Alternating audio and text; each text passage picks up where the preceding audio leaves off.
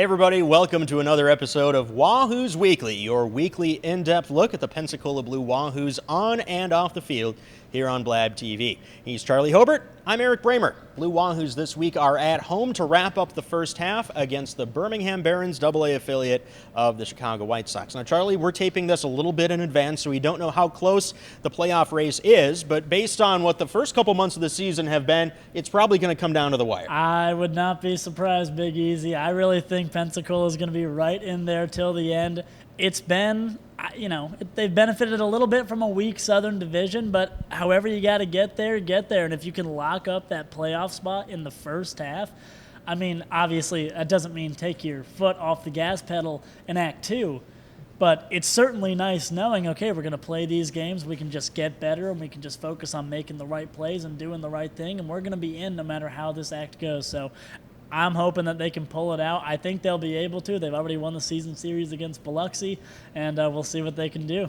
The last two times the Blue Wahoos made the playoffs in 2022 and 2023, they won that first half, and it helps to know that you've got playoff baseball awaiting you in mid-September. It helps the front office to be able to sell tickets to playoff games with more than just a couple days' notice, but also just for the players' sake, it's a sense of accomplishment, and for the players who are going to spend the entire season here, several of them will, it's nice to know that in mid-September you're going to be playing games that matter rather than just playing out the string.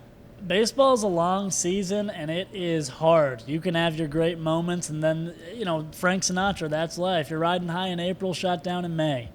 It's tough, and so the good moments don't always last as long as you want them to. So to lock in arguably the best moment you can have in a regular season early in that season, it's a big deal. It gives them a new sense of confidence. It tells us, hey, we are here for a reason.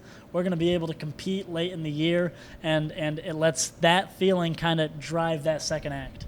One of the things that we saw last year, it benefited the Jacksonville Jumbo Shrimp, but it kind of harmed the Pensacola Blue Wahoos. Because Jacksonville knew they were going to the playoffs, the Marlins stacked as many good players as they could on the AAA roster, ultimately leading to a AAA national championship. It'd be really nice if this time around it was the Blue Wahoos who got that late season help rather than using their roster to help another affiliate. I mean, absolutely. You hope it comes from High A and not AAA, because you never want to see the players get sent down. But for the Wahoos' sake, if you can build up this roster, really get it stacked, get that bullpen as meaty as it can be, get that starting rotation, I think, we'd love it down here in Pensacola. And I know this town is a big baseball town. These fans care, and they want to go out and they want to see this team go out and succeed. So I'm rooting for it, Erik. Have you ever been involved in a champagne clubhouse celebration? I got semi-close. I was not in the clubhouse, but in my time working for the Milwaukee Brewers, I was part of a few NL Central Division champion teams, and the way we would celebrate up in the control room, they'd bring in champagne. We'd all do a toast, and if you could sneak a second glass, that'd be great. But if not, I've never had it thrown about me. There's a lot of equipment up there, Erik. Yeah, you don't want to spray the control panel. And you don't want to put up a bunch of cellophane or whatever it is and cover everything. That's a lot of work just to come back in a couple days. And so, well, there are some people who feel that, act like you've been there before. And I've been there before. It's not about me. But I will encourage you, if the Blue Wahoos do clinch a first half division title, get in the thick of it and just make sure you're not wearing nice shoes. Erik, I would love, I've always wanted to be a part of something like that. Anyone who works in sports wants to be a part of something like that. So if that's taking place, you can bet I'll be square in the middle of things. You know a thing or two about getting in the middle of celebrations, because in your role as the number 2 broadcaster, you get to do post-game interviews on the field after home wins. You've had a chance to do a few of them now. Which stick out in your mind as really memorable post-game interviews? Oh man, there've been some great ones. Well, one, I'm glad I'm not actually in the middle of things, because I've yet to get wet to this point in the season, and I would like to keep it that way for as long as I can. Every time now it's expected the players come up to me, they'll be like, I know they're going to dump some water on me. Just the other night I talked to Garrett Forrester. He came out with his leg guards on and went, I should probably take these off. It's going to get soaked, and I don't want my leg guards to get soaked. We've had some great interviews. Ian Lewis Jr., who you talked to a couple weeks ago, he was wonderful. When we wrapped up, he actually ran the bases with the kids which is always fun to see. He's very integrated into this community, so you love to see that from Ian Lewis Jr. Garrett Forrester the other night was a great interview. They're all so great to talk to. I'm going to try and see if I can coax a couple more words out of Carson Milbrandt the next time I talk to him, but I have no complaints. All right, now our upcoming guest here is a longtime Pensacola sports figure, the former sports director of WEAR, Dan Shugart. Now, Blue Wahoos have worked very closely with Dan Shugart during his career, to the point where actually a couple of years ago we made a Dan Shugart bobblehead. So I'm going to have Maddie Branning, our intern, come and deliver us the Dan Shugart bobblehead. And it's not so much a bobblehead as it is a bobble mustache. The mustache is the part that moves, although I believe it's been glued just for posterity. Yeah, it can move around a little bit. Yeah, you know. We're all going to see Dan Shugart here up close and in person before too long, but what do you think of this likeness of Dan Shugart? I mean, I would be lying if I said they didn't nail it. I don't know if you can see that there. And you'll see him in a few minutes, but it looks great. Anytime you can have a company or a team make a bobblehead of you, that's pretty special. I know, Erik, you have a bobblehead of your own. Well, yeah, that was made by a friend, but that's I think that bobblehead made me look more handsome. I'll say this complimentary of Dan Shugart. This is exactly as handsome as Dan Shugart looks. It's a really good look, and we enjoy having Dan Shugart around. Dan actually did some play-by-play for the Blue Wahoos back in the day. The first couple years, WEAR had a local package, and he got to be here doing what we get to do for some of the seminal moments in early Blue Wahoos history. How have you enjoyed being a broadcast voice of the Pensacola Blue Wahoos, your first year here, getting a chance to be part of some really special moments? It's the dream, Erik. I mean, honestly, I feel so lucky to be here, and I feel so lucky to have a job that allows me to do something that I love, that allows me to be around baseball, and to do it here where people care. And that really does mean something. The crowds, they're big. They love this team. When I first showed up here to Pensacola, Florida, and I was going to stores and I was saying, hey, I just moved here, they'd always say, oh, you know, what are you doing? I say, I work for the Wahoos, and they would light up. They would get so excited. So it's so cool to be a part of something that means so much, and then with Pensacola playing well, getting some incredible pitching performances from guys like Brandon White, Carson Milbrandt, some late inning heroics, Ryan Ignafo. It's been nothing short of a dream, and I'm just so happy to be here, and I'm so excited to continue to be here. One thing that we should mention, appropriate to this week's opponent, the Birmingham Barons, that we were all able to participate in together was the Rickwood game at Rickwood Field in Birmingham, the oldest professional ballpark in America. A police escort for the Blue Wahoos going from Regions Field to Rickwood Field. We had a couple buses full of fans coming up from Pensacola. Just a great reminder that this team can be involved in some really meaningful things, some memorable things, even when it's not here in Pensacola Blue Wahoo Stadium. It's so great of the league to put this together, and to get to be a member of that and to get to be a part of that is super special. No matter the score, these are one of those days where we're here to play baseball, and we're here to recognize the game for what it is and what's gotten it here, and really just soak in that history, that American history, human history, baseball history. So I consider myself very lucky to have gotten to be a part of it, to share it with you, Erik, and it's amazing. I did it up right from a sartorial sense. I dressed for the times, let's say, for the Rickwood game, doing it up, kind of a mixture between Atticus Finch and Matlock. What was your design inspiration for the outfit that you chose? What I had. Sure. I'm not exactly in a spot to break the budget going all out, but straw hats aren't that expensive. Yeah, but you don't underestimate my bank account, or don't overestimate, I should say. I had a flat cap at home. I just decided that would be a close enough to period thing to wear, so sure. I ripped that. I threw on the suit. I did it up as best I could. Okay. Did you change your voice at all to do something like an old-timey radio broadcaster? No. Okay. Did you? No. I didn't want to sound like Edward G. Robinson or Edward R. Murrow, for that matter. So we just did a game, and it was good to do a baseball radio game with no option to watch the game. If you wanted to follow that Rickwood game, you had to do it old style like on radio, and there's something very pure about that, isn't there? Absolutely. When we come back, we'll be talking with the Pensacola sports legend Dan Shugart about his career covering the Blue Wahoos and Pensacola sports. That's up next on Wahoos Weekly. At A1 Automotive, we do it all kinds of repairs for all kinds of vehicles. We do AC repairs, we do suspensions, we do pre-purchase inspections. We'll diagnose your problem and get it fixed. Free brake inspection. We can provide financing for any work we do. Veteran-owned, military, and first responders discounts. A1 Automotive, 403 Beverly Parkway, Pensacola. Gilmarine, your one-stop shop for all your boating needs. We offer a vast selection of parts, accessories, and electronics. Discover our range of used boats in every size, shape, and brand, all ready to get you on the water today. And we provide expert advice and top-notch customer service to ensure you have the best boating experience. We service all outboard, inboards, stern drives, jet drives, and personal watercraft. Our certified staff will get you back on the water. Visit Gilmarine at 3541 West Fairfield Drive, Pensacola. Empire Truck Sales, located at 2255 West Detroit Boulevard in Pensacola, is your Freightliner, Western Star, Detroit Diesel, and Cummins dealer for Northwest Florida. Open 7 days a week, Monday through Friday, 6 a.m. to 10 p.m., Saturdays and Sundays, 6 a.m. to 6 p.m., providing sales, service, and parts. Empire Truck Sales is also your Oasis dealer for Freightliner custom chassis RV and motorhome repairs. Running I-10 will get you in. Nestled in the heart of Pensacola, Dorothy's is a one-of-a-kind, community-driven cocktail bar by Oasis, Florida, created to sustain vital HIV and STI care across the Florida Panhandle.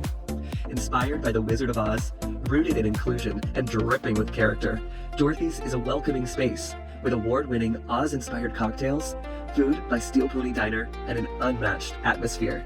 Join us 7 days a week in downtown Pensacola, located directly across from Maritime Park and the Blue Wahoo Stadium. Hey everybody, welcome back to Wahoos Weekly. I'm Blue Wahoos broadcaster Erik Bremer, and it is my pleasure today to be joined by the Pensacola Sports Hall of Famer, Dan Shugart. Dan, welcome back to Blue Wahoo Stadium. I know you spent many a night here over the years. And every one of them has been a great night. Thank you. Sports anchor, sports director at WEAR here in town, but you've kind of made Pensacola your home, as it turned out. I did. I graduated from UCLA in 1979, moved here a year later, and to kind of start in radio, and it worked into TV. A lot of dominoes fell, very fortunately, and you know, what was originally a 5-year plan to start my career for a number of reasons, most of which is what a great town this is. It turned into my career. It didn't. The old term, you get sand in your shoes, and I got them pretty early in the game, and very grateful that things worked out the way they did, and I got to stay here. What was the sports scene like here as you moved here? Because it's certainly grown since then, and it continues to grow now as we look towards the near future.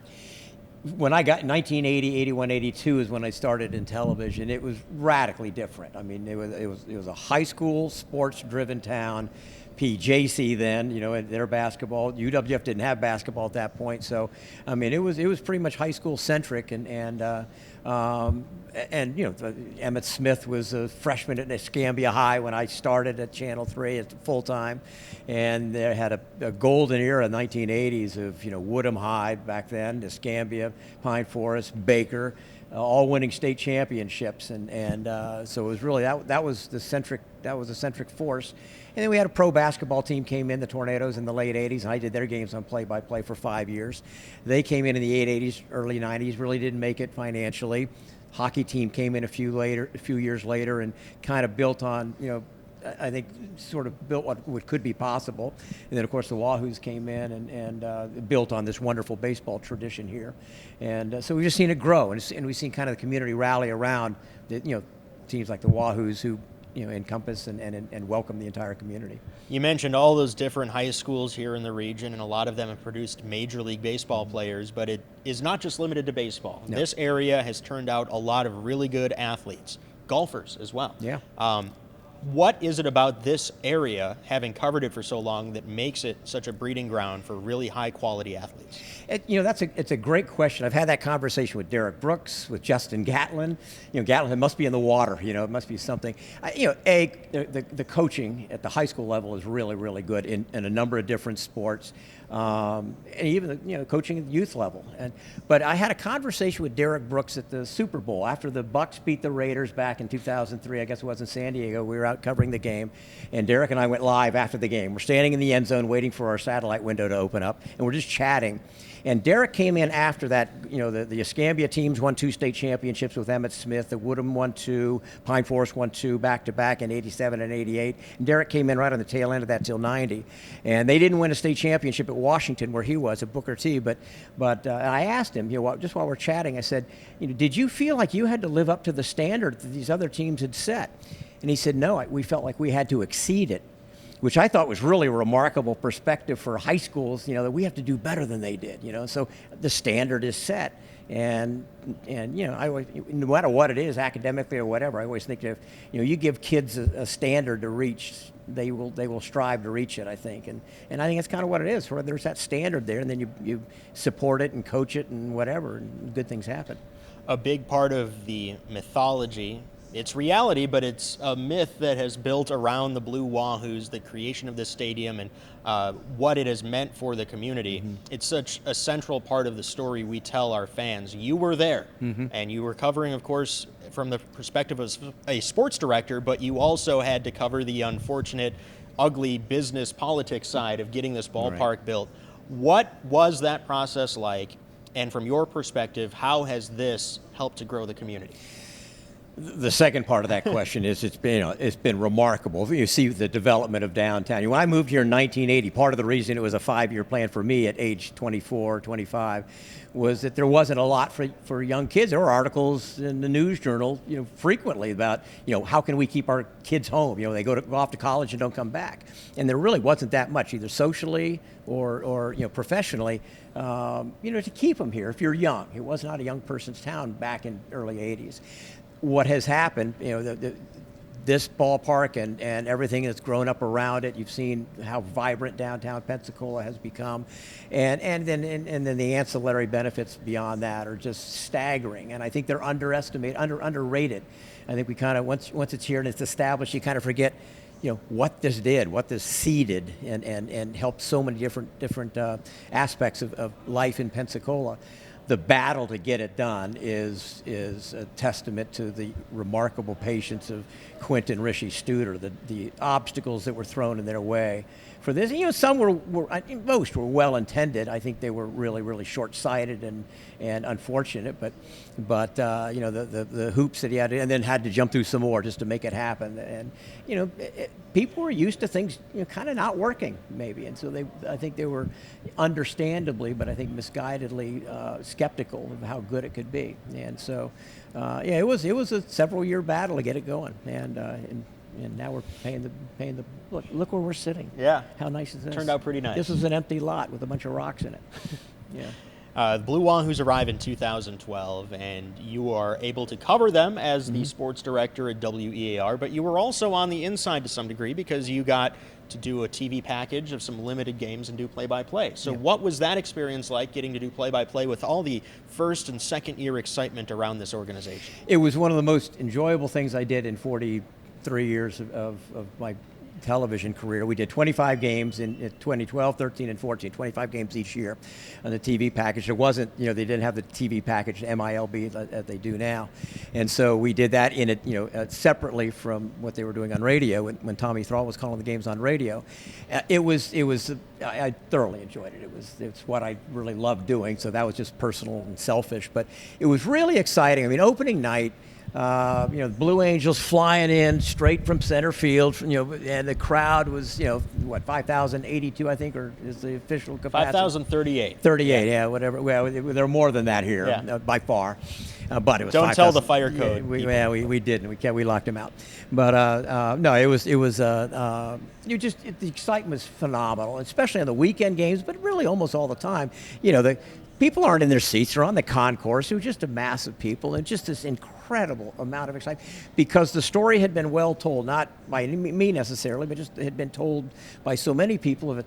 You come in here and it's, you had Didi Gregorius at shortstop, Ryan Lamar went to the major leagues in center field, and Miguel Rojas was our interpreter. He was a backup infielder on that team, and he's still in the major leagues. And so you had these players who you say, well, that guy's going to the major leagues. You're going to see him in 2 years in Cincinnati. It was back in those days, and so there was all that excitement of you're seeing guys who you're going to see in the major leagues, and then the excitement of the a beautiful ballpark and great baseball, and it was really just an incredible amount of fun.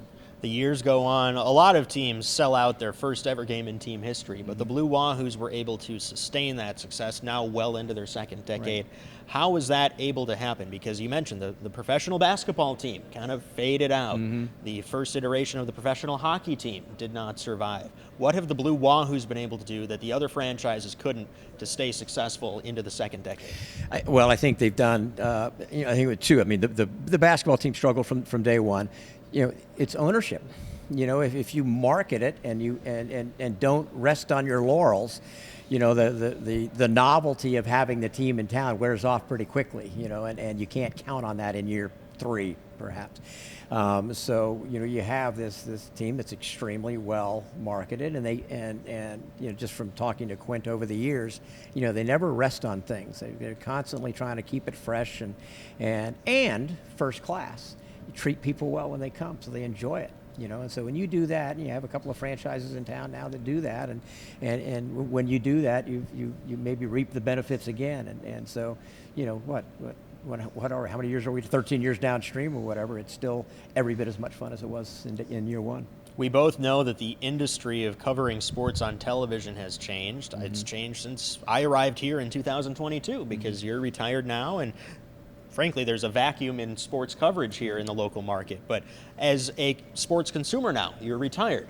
How do you get your sports information, and how has that changed since you were perhaps in the thick of it on a daily basis? It's kind of funny. I didn't expect to. When I retired, I didn't really expect to kind of pull away from sports to that degree. I thought, I'm still going to have my hand in something, and I really did kind of pull away from it and kind of decompress a little bit, and got involved with doing a lot of traveling and doing some other things, with my wife and our family and doing those types of things. So I kind of got away from it, and then getting back in, I'll call you, or I'll call Bill Valona, or I'll call, friends of mine who are in it, and just to kind of get the inside scoop that, the same conversations I used to have, 20 years ago with people to find out what's going on, but consuming it and whatever. I'm coming to the ball game tonight, and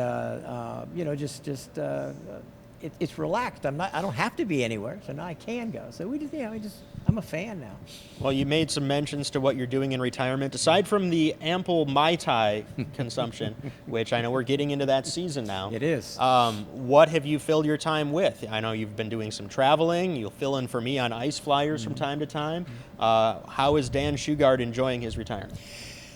I'm still, kind of figuring it out. Mostly it's traveling. My wife Beth and I went up to Chicago a couple of weeks ago and saw a game at Wrigley Field for the first time ever, and loved our first trip really to Chicago. I'd been there one day way back when. She had never been, so we had a ball. We're going to go to Rome later in the year. So we're traveling a lot, seeing family a lot. We have a daughter in Seattle, another in St. Pete, so we go see them when we can.